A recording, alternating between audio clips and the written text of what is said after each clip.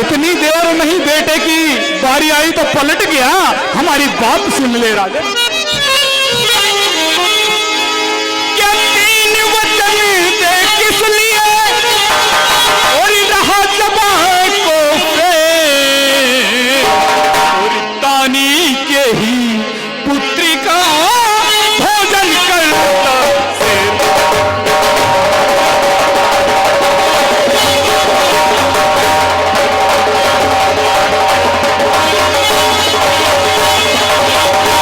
राजन, दानी ऐसे नहीं होते हैं, जरा सुनो दानी कैसे होते हैं। कहते हैं ताम्रध्वज का दान बने वो दानी, कहते हैं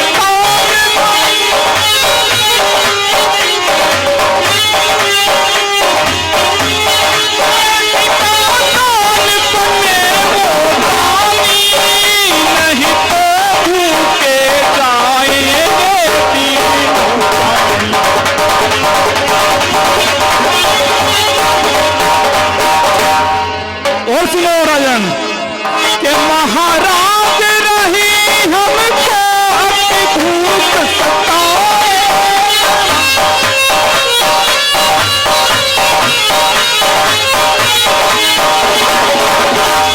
रही हमको भूख सताए, सुधारो या सतराज को फेर लगाए।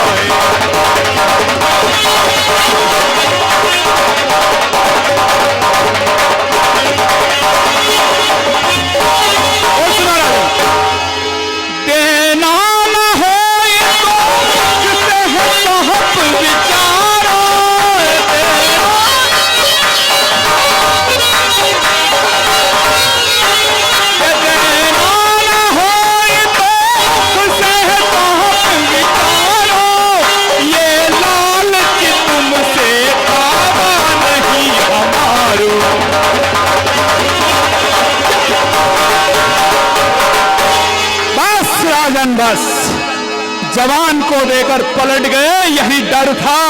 देखो राजन, दानी वो कहता है जो अपने पुत्र का बलिदान दे देगा। देखो हमको बहुत भूख लग रही है, अब जल्दी करो, हमारा सिर भी तड़प रहा है। दानी ऐसे नहीं कहते महाराज, तुम तो कोई दावा नहीं कर रहे हैं, राजी मर्जी से तुमने वचन दिया है और अपना प्रण पूरा करो।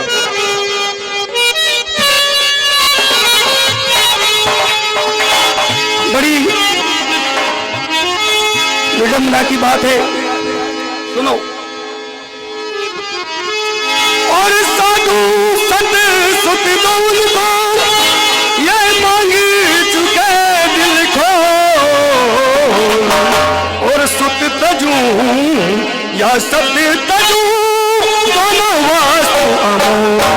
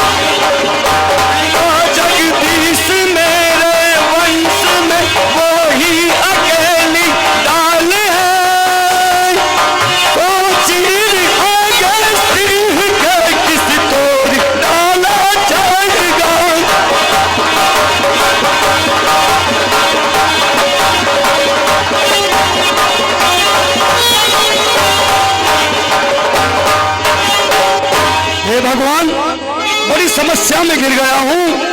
अगर साधुओं को वचन तो दे चुका, अगर सुख से मोह बनाता हूं तो मेरा सत्य चला जाता है, और सत्य को रखता हूं तो मेरा पुत्र चला जाता है।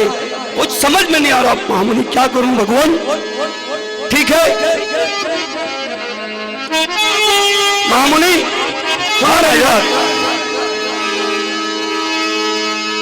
और देना है मुझको कुंवर ये तन मन से मंजूर, मगर एक ये मिन्नती मेरी करे माफी कसूर।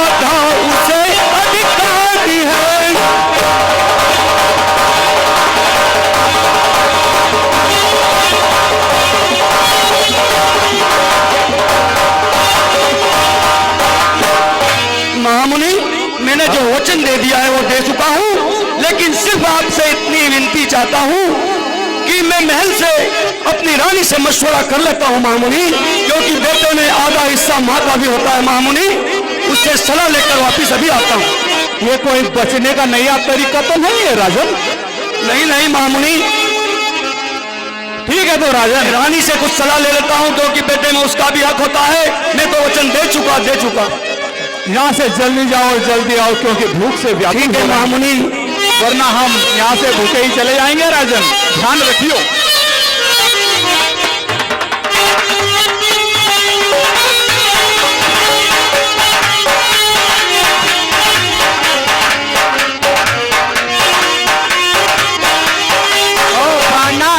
क्या बात है जो इसमें आज गम में खड़े हो?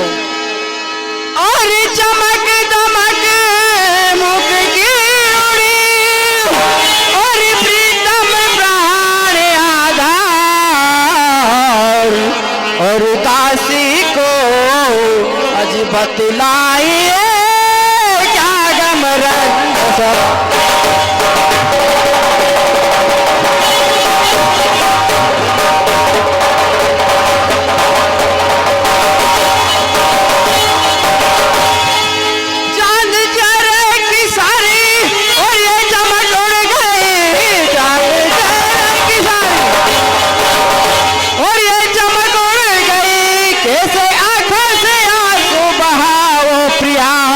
दासी पूछे खरी और रासे प्रिया, क्या सबब आप मुझको सिखाओ।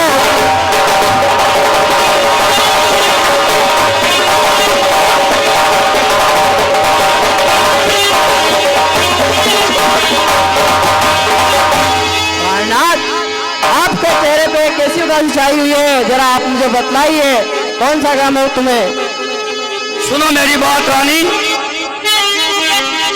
और आए भूखे भिखारी ये मेरे द्वारी दो, आए भूखे भिखारी और मेरे द्वार दो, उनका तारी सकल मत सुनायो पिया माना, और बेटा मेरा के हरि के लिए मांगा।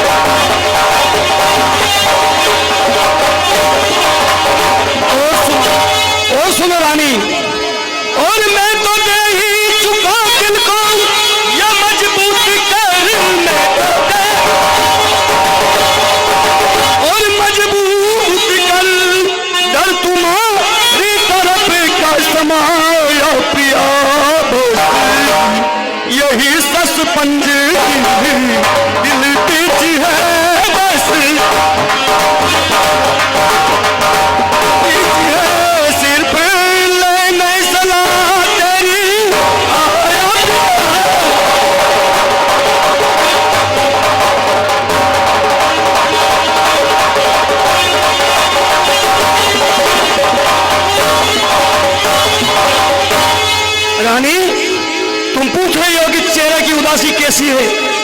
मैं तुमको बता देता हूँ कि दो साधु हमारे द्वार पर आए और उन्होंने मुझसे दान मांगा।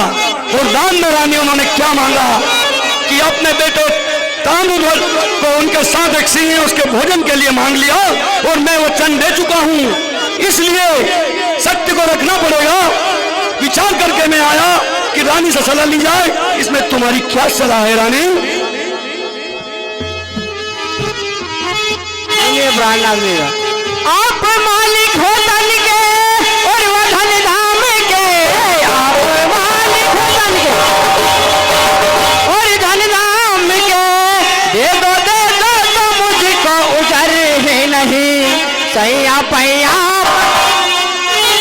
और कभी भूल कर मेरे लालन की मुझको उजर।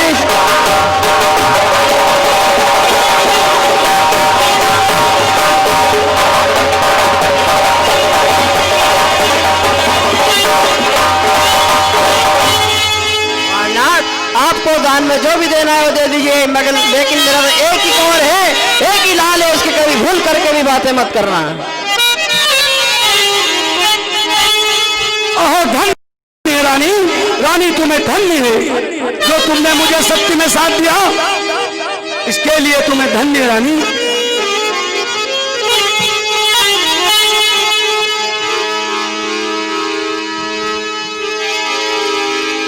मैं वचन दे चुका और तुमने सत्य में मेरा साथ दिया, इसलिए तुम्हें धन्यवाद है रानी। मैं मेल तक आपसे इसीलिए आया था।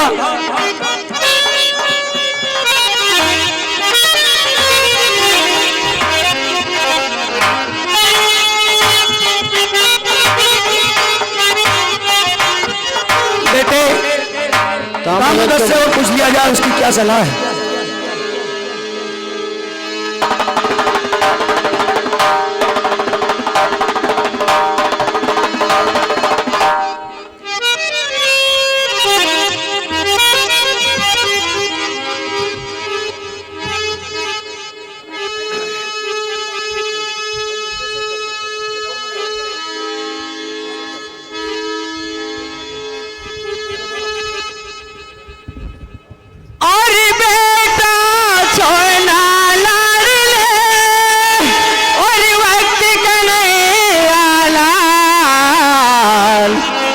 आज अचानक ही कुंवर के सो आयो।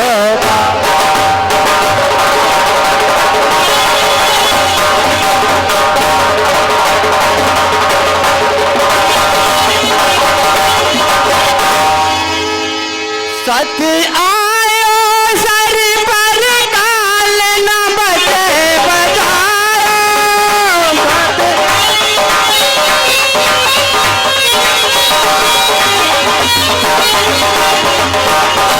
सत्य आयो सर पर काल न बचे बजायो। वे बने ओ हमसे वो करवा।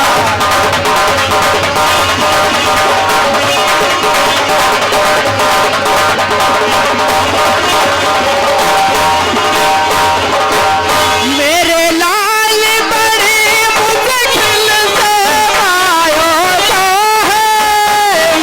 लाल बड़े मुश्किल से आयो तो है। सुख देखने के समय दुख दिखलायो।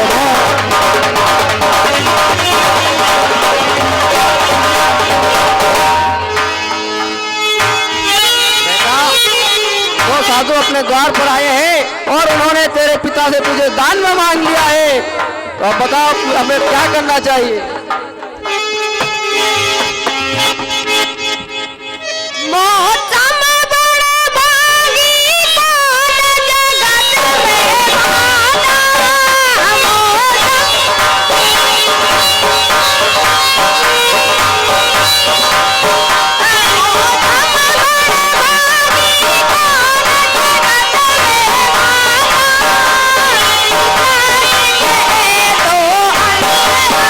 तो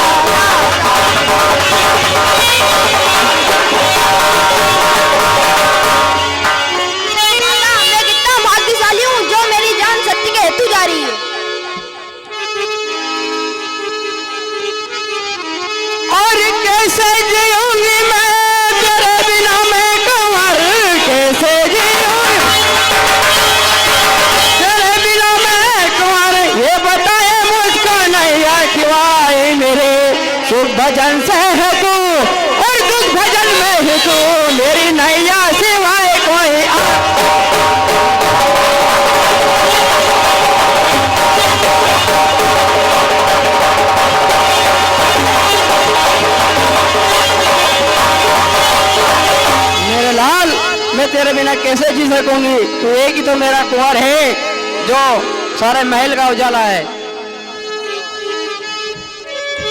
माता मेरी बात, माता तेरी अगर उनकी दर को गई, माता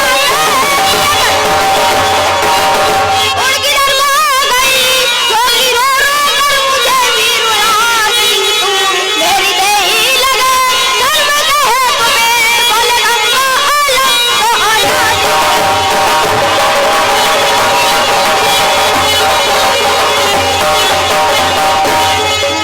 माता जी, आपकी अगर की दर को उड़ गई है, आप तो रो रही हो, साथ ही साथ मुझे भी रुला रही हो।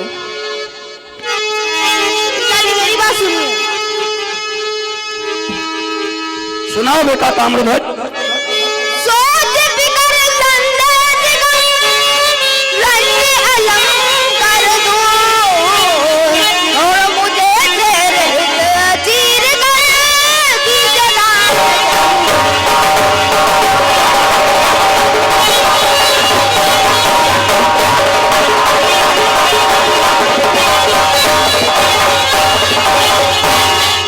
पिता इस वक्त पर देरी लगाना नामुनासिब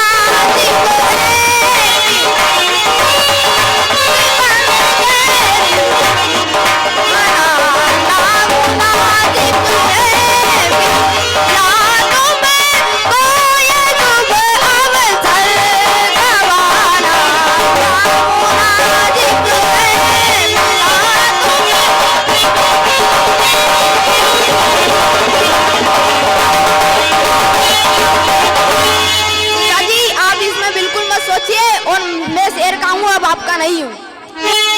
सुन बेटा मेरी बात। और मेरे तो ताज होता और कुंवर दूसरा, मेरे तो ताज होता और कुंवर दूसरा, तो खुशी से निभाता मैं अपना धर्म। अब बता क्या करूं मैं, मेरे लाडले मैं हूं कम वक्त फूटा है मेरा।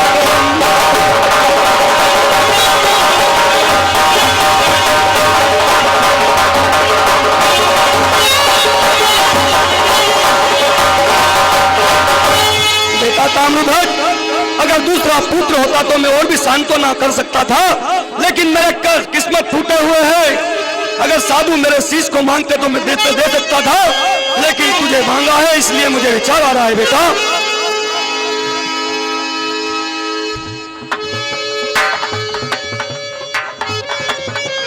देखो जिसने रचा सर्व संसार को, देखो जिसने रचा सर्व संसार को, मैं चराचर नारी थी तो अलम, चांद सूरज सितारे और रक्षा बली, मन जीने खुशी और रंजो।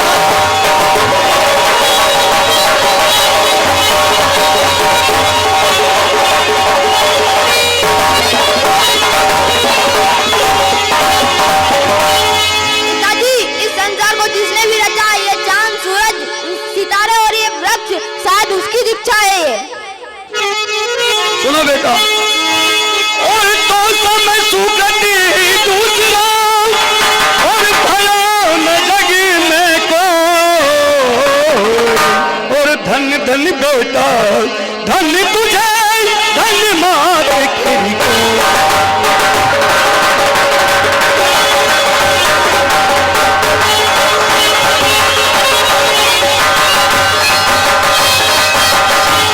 बेटा धन्य है तुम्हें, धन्य है, और तुम्हारी माता को भी धन्य है जो सत्य में हमारा साथ दिया, इसलिए तुम दोनों को धन्य है। ठीक है बेटा, अब अपने को चलना पड़ेगा, महामुनियों ने बुलाया है, देर हो रही है, इसलिए चलना पड़ेगा। चलिए चलते हैं, महामुनि रास्ता देखते होंगे।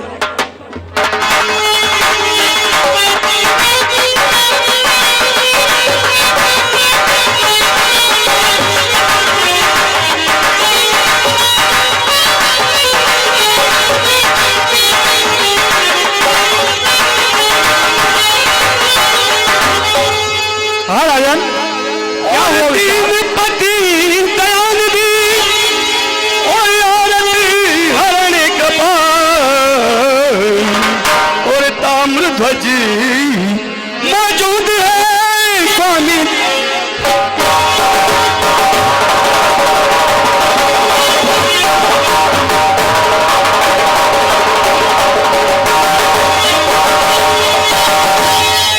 महामुनि को मेरा प्रणाम स्वीकार हो।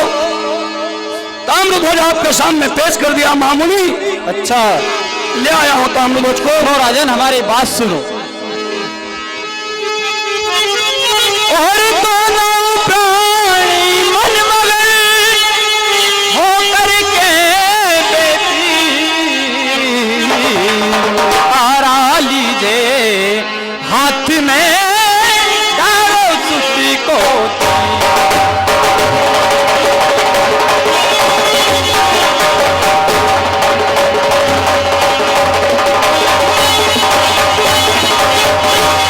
और सुनो राजन, रब जल्द कुंवारी को तीर करो मत देरी।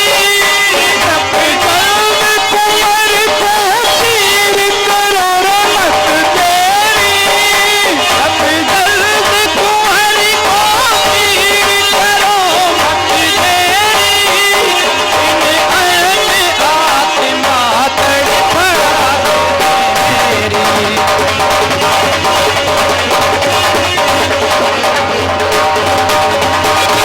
महाराज ले ओ निज हाथ समारो। निज हाथ समारो। एक तरफ आपकी तो दूजी मोर नारी।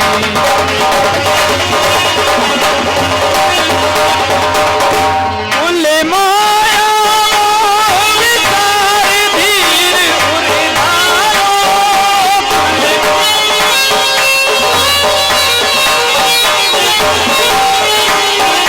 फूले माया विचार धीर उधारो। युक्त तीर बराबर दोनों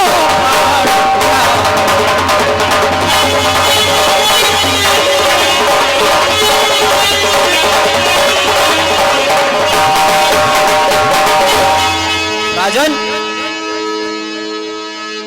राजन हमारी बात सुनो। अब दोनों प्राणी मन में मगन होकर के अपने हाथ में आरा लीजिए और अपने पुत्र को आरे से जल्दी चीरिए, क्योंकि हमें अब बड़ी भूख सता रही है। और एक बात का ध्यान रहे राजन, अगर पुत्र को चीरते वक्त तुम्हारे से आंसू, दोनों की आंखों में से आंसू नहीं गिरना चाहिए, वरना हमारा सिर भोजन नहीं करेगा और तुम्हारा सद भी चला जाएगा और सुध भी चला जाएगा।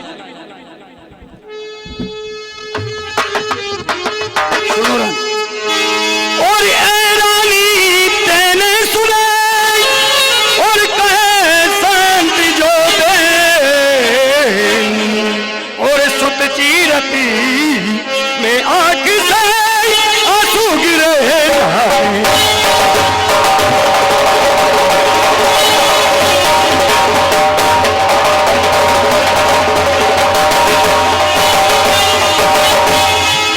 आंसू गिरे ना एक पिए कर लीजिए छाती कड़ी। मुझको तो तेरी ही तरफ से हो फिकर भारी बड़ी।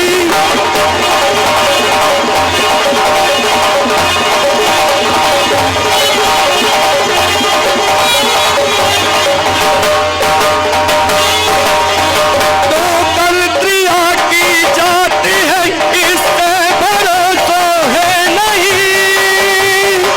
सुत सत्य दोनों जाएंगे आंसू बहाओ जो नहीं।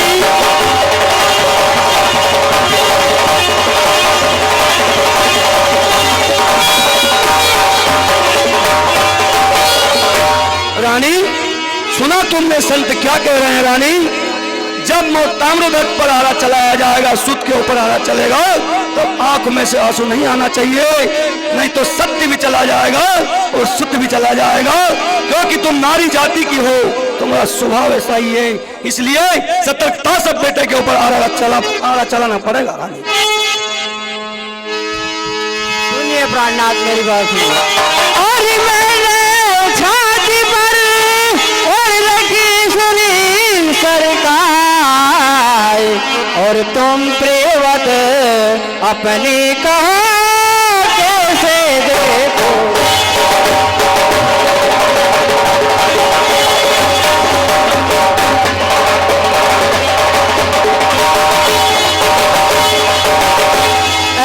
प्राणपति जब लाल पे आरा चलाया जाएगा, छूटेगा दोबारा ये खुनका कैसे निहारा जाएगा।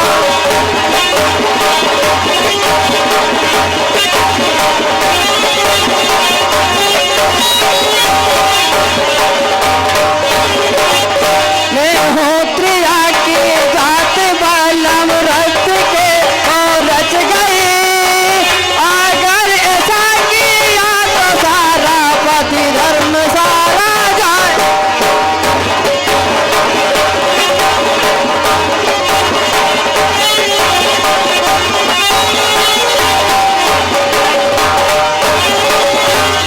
प्राणनाथ, अगर हमारी आंखों में से आंसू गिर गया तो हमारा सत्य और धर्म सारा ही चला जाएगा।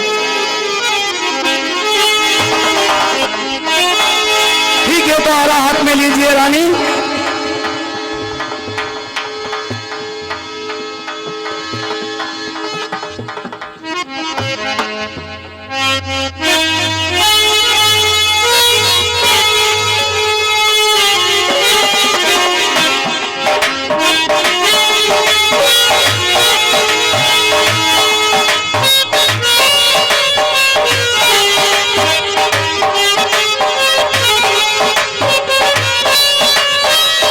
और सूरज देखने लाल की और छाती फटी जाए, और कैसे सुत के आज सिर पर आरो गरो जमा।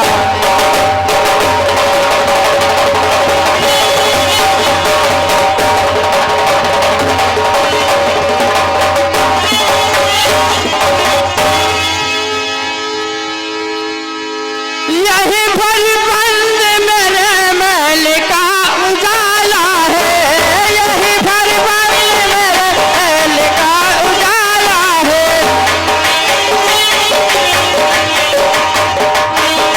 यही भर बंद मेरे महल का उजाला है, यही भर बंद मेरे महल का उजाला है।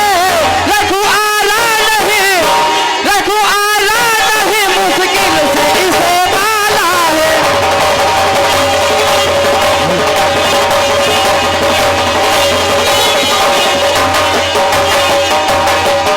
अगर ऐसा करो तो जाए धर्म सारा है, अगर ऐसा नाम बदनाम हो संसार में हमारा है।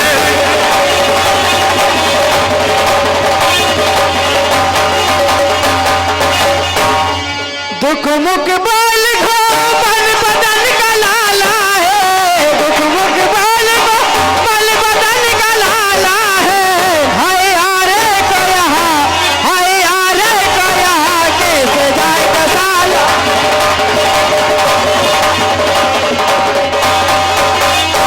नारी हो के मेरी जो ज्ञान को विसारा है, नारी हो के मेरी ज्ञान को विसारा है।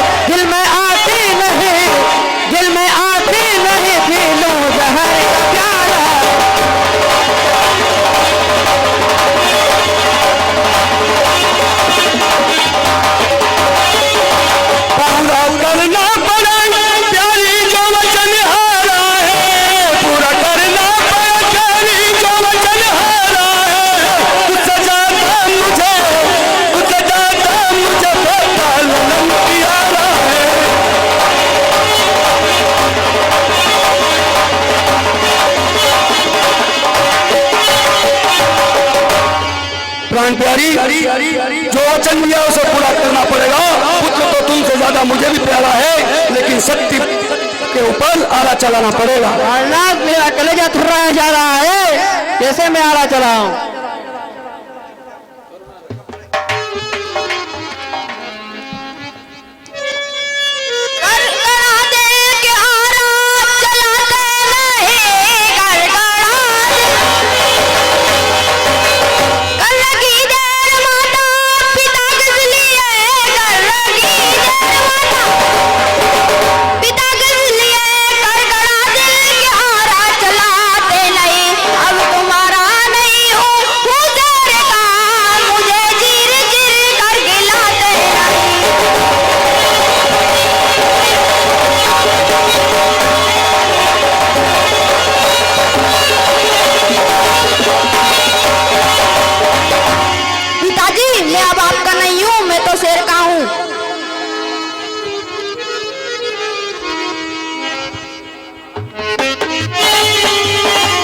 थोड़ी जल्दी कीजिए।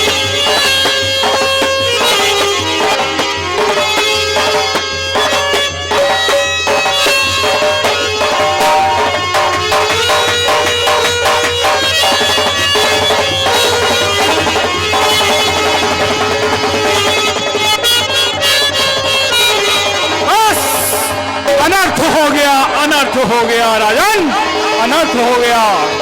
हमने तुम्हें पहले ही समझा दिया था राजन कि जो हमने शर्त रखी है वो पूरी हो जानी चाहिए। हमारी बात सुनिए राजन, ये अव्वल ही कह चुके थे, अभी हम तुमको समझा, जो द्रग से अजी आंसू गिरे न भोजन।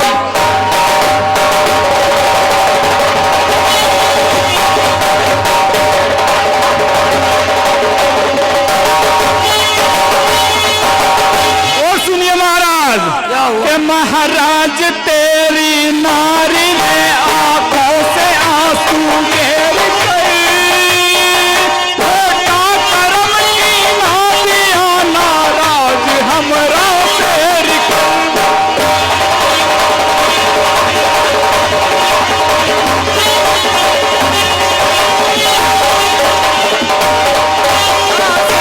कर भोजन करेगा अपना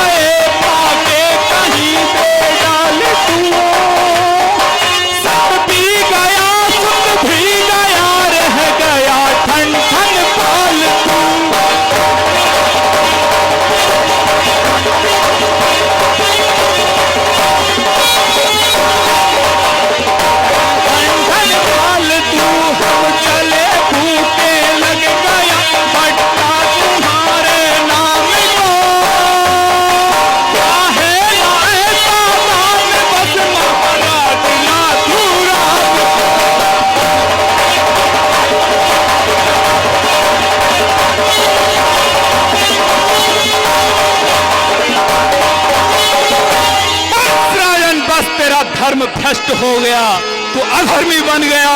जो तूने वचन दिया था तेरा वचन टूट गया।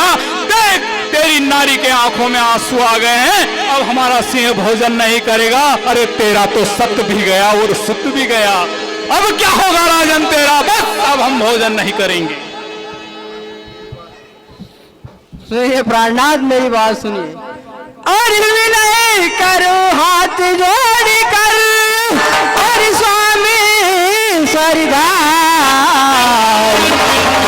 तो हित में रोही नहीं मुख से आंसू।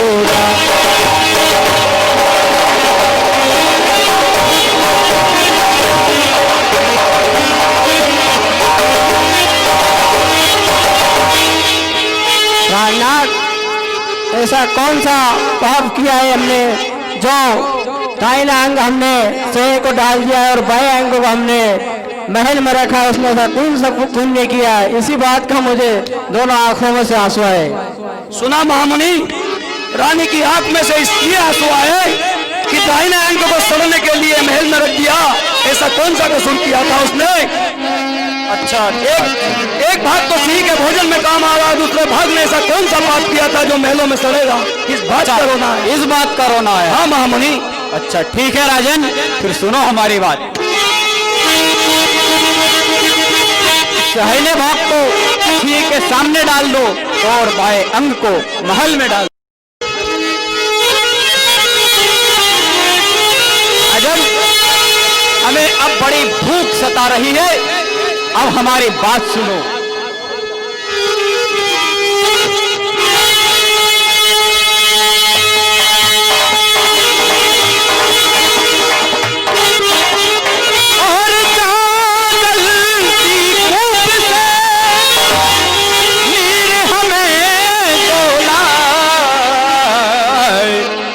कहो अपनी नारी से चौका जाए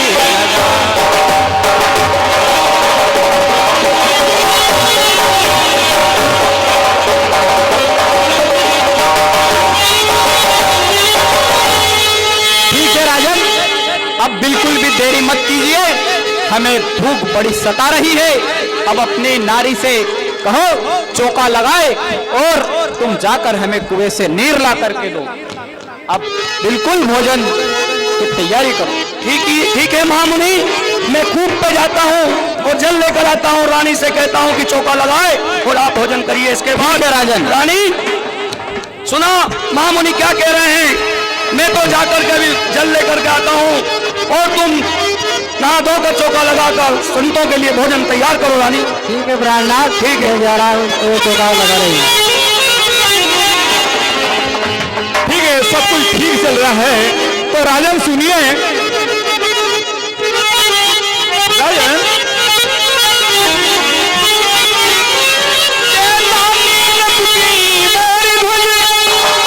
आज हुई रसोई तैयार और आओ भोजन आज कीजिए जो मैरा किया।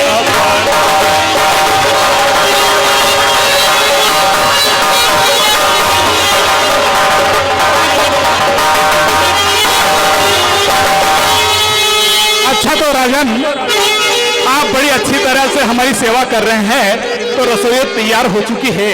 अब ऐसा कीजिए कि 5 थाली लगा दीजिए, है ना? तो 2 तो हमारी थाली लगा दीजिए और 3 आपके तरफ से थाली लगा लीजिए।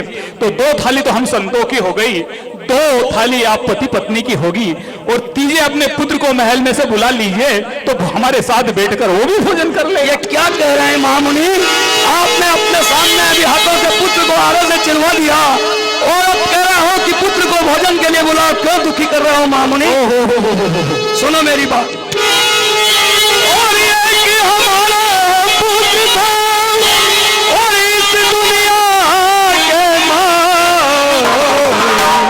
तो चिरोसी कर ले तुझे न कोई।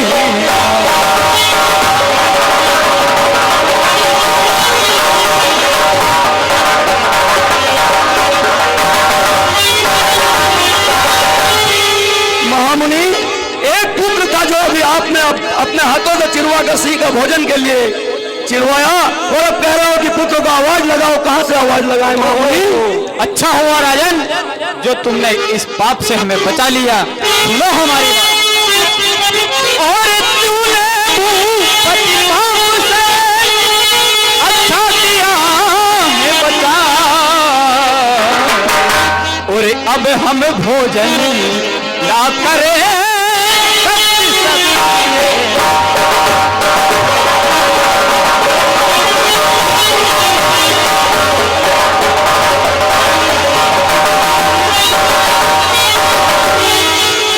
राजन।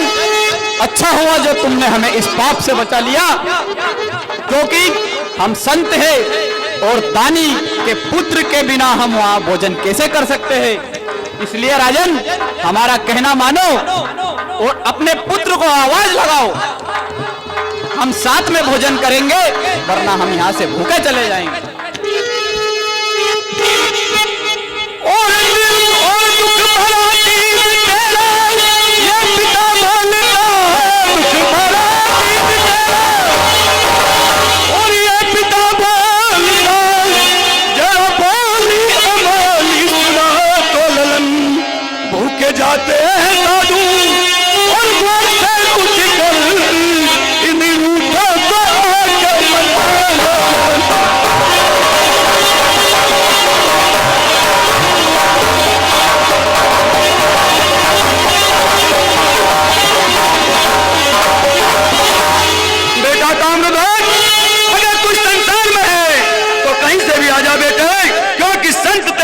भोजन नहीं कर रहे हैं बेटे, और ये कह रहे हैं कि पुत्र को आवाज लगाओ। अगर तू है इस दुनिया में तो आ जा बेटे, नहीं तो हमारे सत्य को बचा ले बेटा। ए पिताजी रधारो हीरा जाना, ए पिताजी हीरा जाना, बांध दिल में दिलासा मैं आऊं अभी, साधुओं के चीर कर संगमों के कदम में झुकाऊं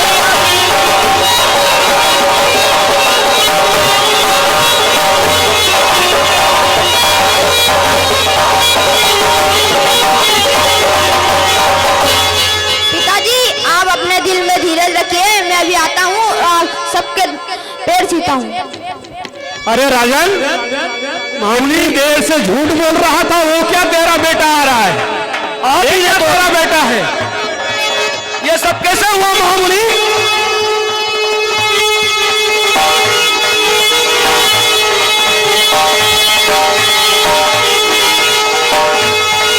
राजन, हमारी बात सत्य हुआ पूरन तेरा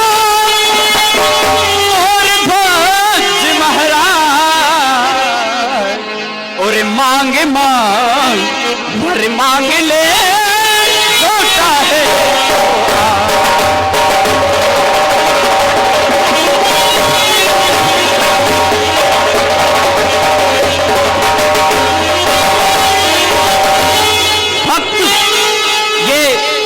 भक्त और भगवान के बीच तुम्हारी परीक्षा थी, जिसमें तुम विजय हुए हो, इसलिए अपने मन में जो भी इच्छा हो वह वर मांगो। सुनो प्रभु, और क्या मांगू निधिनाथ से, और किया न पायो आज, और दर्शन दीने याद करी कृपा करी।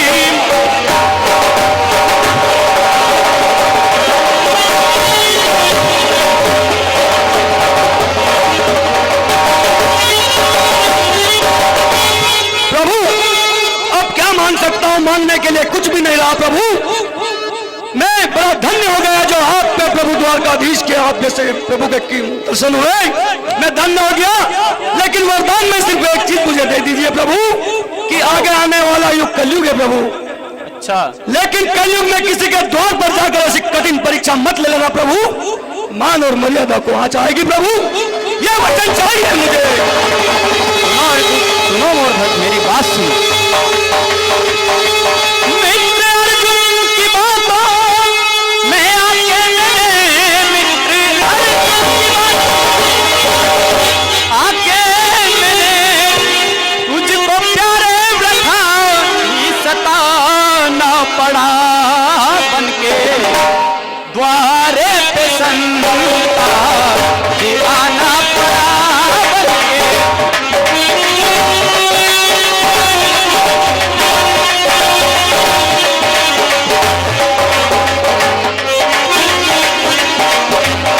आना पड़ा भूख भूखे भिखारी, आना पड़ा बनके।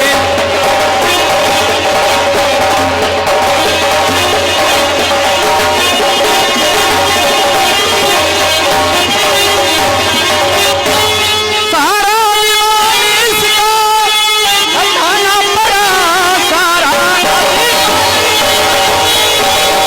हटाना पड़ा, धर्म अपना तुझे भी निभाना पड़ा।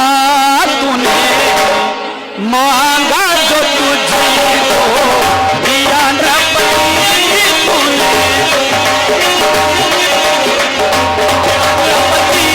बस किसी है तुझी सा पढ़ाना पड़ा, तूने मांगा।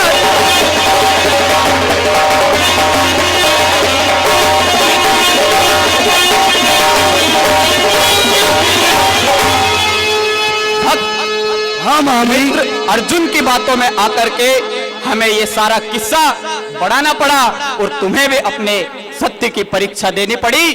बस इसीलिए ये सारा किस्सा बढ़ाना पड़ा। अब जो तुमने वर मांगा तुमको दिया, जाओ और अपने महल में राज करो। ठीक है महामुनि, प्रणाम स्वीकार की।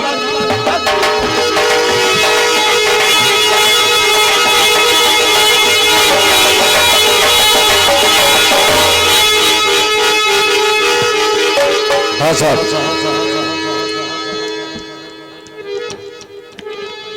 देखिए धर्म अड़िग है, विज्ञान टुकड़े हैं जिनको इकट्ठा करके जोड़े जाते हैं, लेकिन शाश्वत सत्य ऊपर वाला है, सत्ता उसी की है। और किसी शायर ने कहा है कि मुसीबत आए कितनी भी शरीफों की शराफत कम नहीं होती, और गिरे कीचड़ में गर हीरा तो कीमत कम नहीं होती। एक और भी कवि ने कहा है, नफस के नूर से हब्ज का चेहरा झलकता जरूर है, मोती गर असल है तो चमकता जरूर है, और मछली के नाजुक जिस्म से लेकर गुलाब की शाखों तक कांटा कहीं भी होगा खटकता जरूर है। नसब मीन्स पूर्वज लोग, नूर यानी नूर जो प्रभु ने हमको दे रखा है, हफ्ज यानी संतान। अगर अच्छे पूर्वजों की औलाद होगी, अच्छे के संस्कार होंगे, तो उसके चेहरे से ऐसी चमक आएगी जैसे असली मोती में चमक होती है। और गलत व्यक्ति के लिए भी कवि ने एक लाइन में एक बात कही है कि मछली के नाजुक जिस्म से लेकर गुलाब की शाखों तक, मछली में कुछ नहीं होता है, लेकिन मछली में एक कांटा होता। अगर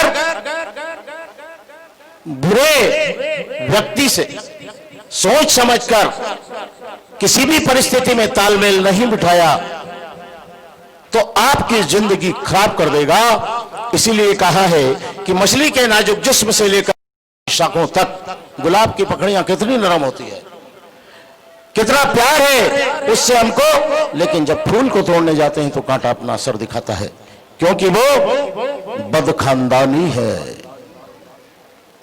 अब आज का हमारा कार्यक्रम यहीं समाप्त होता है। ये सभी हमारे भाई बंधु हैं, हम एक ही गांव के निवासी हैं, सभी लोग कम से कम सर्विस में हैं।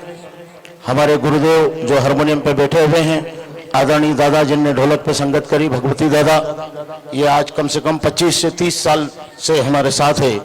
आदरणीय चाचा जुम्मन भाई, हमारे रविंद्र सिंह जी संचालक मंडल के, रतन सिंह जी जो इस मंच पर बैठे हुए हैं, अध्यक्ष महोदय हमारे बैठे हुए हैं, इन सबकी कृपा से सन 72 से ये कार्यक्रम ग्राम पीपला बक्सू में चलता है। और इसके लिए तारीख फिक्स है, दीपावली की दूज को ज्योति प्रज्वलित होती है और तीज से फिर 6 दिन तक की नौटंकी होती है, और ऐसी ही नौटंकी 6 दिन तक होती है, अलग अलग सभी धार्मिक नौटंकियां की जाती हैं। भगवान मां अंबे की कृपा से सब कुछ उसने दिया है और हमको लाखों रुपए देती है, हम कुछ नहीं देते। ये मंच से सत्य भाषण बोल रहा हूं आप सब लोगों को, माता बहने मेरे भाइयों को, मां भगवती हमको 2 लाख रुपया देती है। अब वो कहां से देती है ये उसी को पता है। जैसे आप लोग अभी यहां आए हो, आप अपने मन में कुछ भी मेहनत कर गए, हमारा मतलब इससे ये भी नहीं है कि लोग इस तरफ लुभाएं और मेहनत करने आए, ऐसा कुछ नहीं।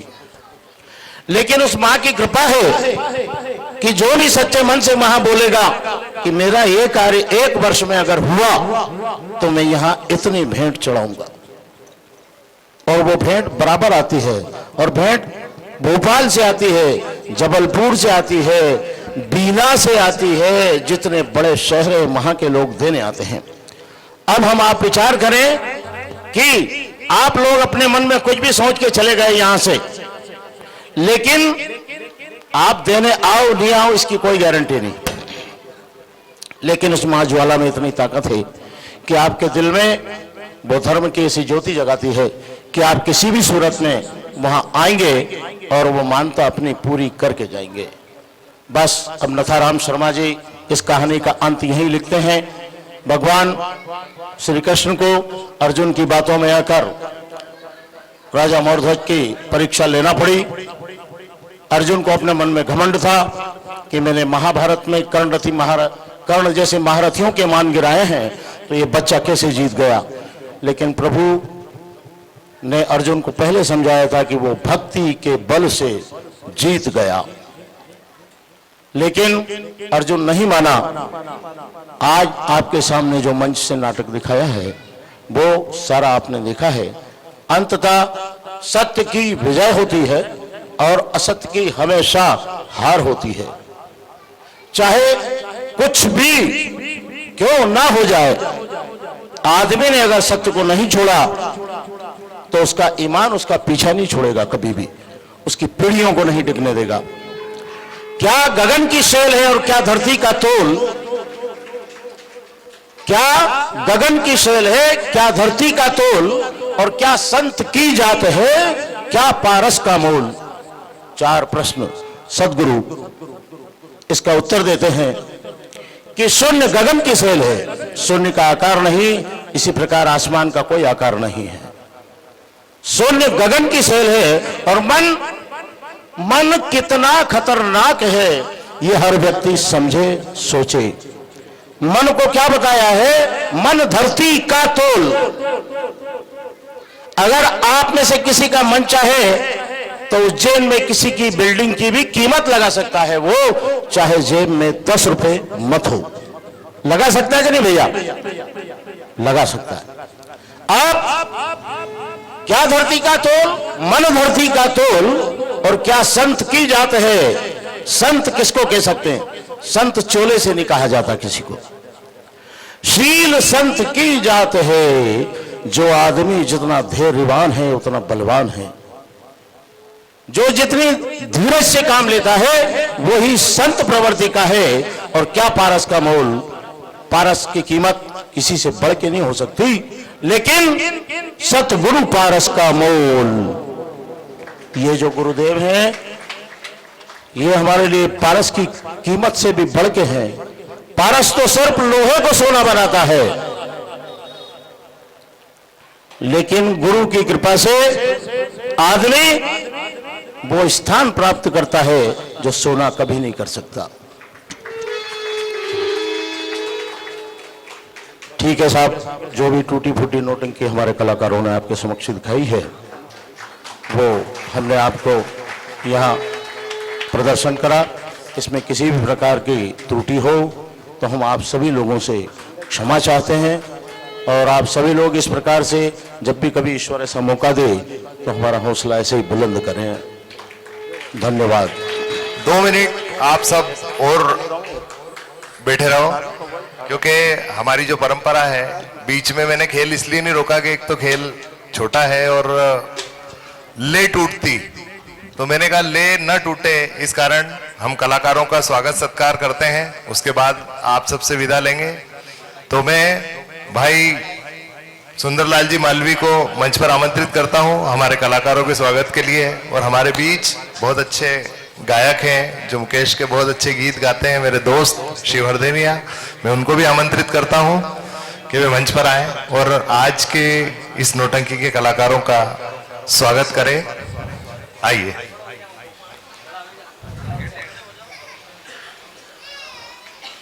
आप जो है एक के बाद एक, सबसे पहले वर्मा जी हारमोनियम पर, उनका स्वागत सुंदरलाल जी मालवी, बाबूलाल जी वर्मा का स्वागत सुंदरलाल जी करेंगे।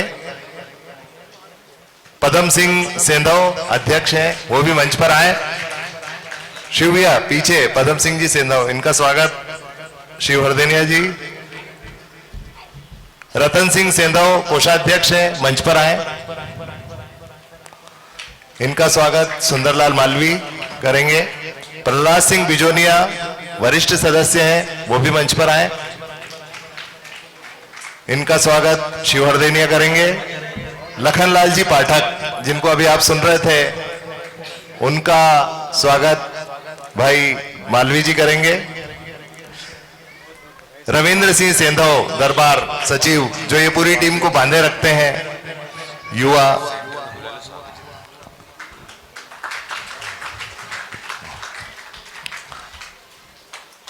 राहुल सिंह सेंधव मंच के बीच में आए, भाई शिव हरदेनिया उनका स्वागत करेंगे। ये भगवान कृष्ण के रूप में देखा और बाद में आपने साधु के वेश में देखा इन्हें। राजेंद्र सिंह सेंधव जो अर्जुन के किरदार में इन्होंने परीक्षा ली राजा मोरध्वज की।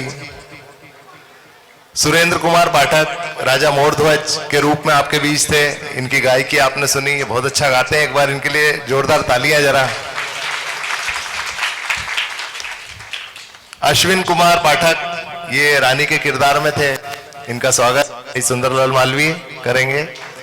यक्षप पाठक ये बालक है जिसने ताम्रध्वज का रोल किया और आपने देखा कि उसने बगैर कोई रजिस्टर देखे या किसी के बोले अपने संवाद बोले और गायकी भी बहुत अच्छी की। इस बालक के लिए भी जिसने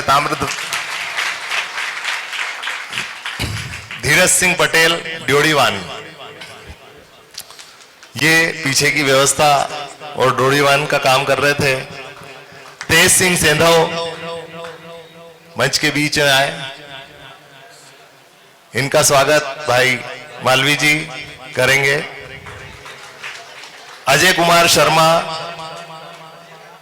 किशोर कुमार पाठक ये बाकी इनके सहायक कलाकार हैं। नेमचंद जी पाठक वो भी मंच पर आए। महेंद्र कुमार सेन, जितेंद्र सिंह वर्मा, अर्पित कुमार शर्मा, आप लोग मंच पे आ जाएं और मालवी जी और हरदेनिया जी एक के बाद एक इनका स्वागत करेंगे। सुरेश चंद्र पवार, सुरेश भैया शुरू में हारमोनियम पे थे और इनका माच अपन ने दूसरे दिन यहां देखा था। भगवती राव छत्रीबाग इंदौर से ये ढोलक जो बजा रहे थे और हमारे बीच नगाड़ा वादक उज्जैन में गिने चुने लोग हैं, उनमें से एक हैं जुम्मन खान साहब जो नगाड़ा बजा रहे थे और ये हर साल इस टीम के साथ नगाड़ा बजाने के लिए पीपलिया बक्सू सोनकच जाते हैं और पूरे 6-8 दिन या महीने भर जो भी इनकी रिहर्सल होती है ये वहां रुकते हैं। इनके लिए भी जोरदार तालियां।